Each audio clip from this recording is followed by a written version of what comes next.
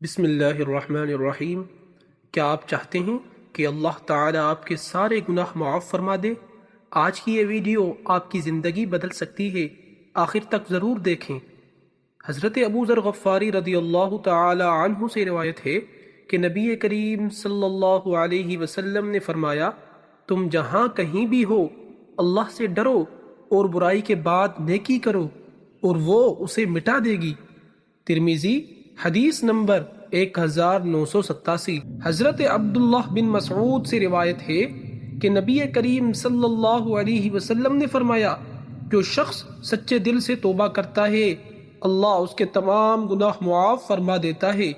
ابن ماجہ حدیث نمبر 4250۔ حضرت ابو ہریرہ رضی اللہ عنہ سے روایت ہے کہ نبی کریم صلی اللہ علیہ وسلم نے فرمایا، 5 وقت کی نمازیں اور جمعہ سے جمعہ تک کے گناہ مٹا دیے جاتے ہیں جب تک کبیرہ گناہوں سے بچا جائے۔ صحیح مسلم حدیث نمبر 233۔ حضرت معاذ بن جبل رضی اللہ عنہ سے روایت ہے کہ نبی کریم صلی اللہ علیہ وسلم نے فرمایا، صدقہ گناہوں کو اس طرح مٹاتا ہے جیسے پانی آگ کو بجھا دیتا ہے۔ ترمذی حدیث نمبر 614۔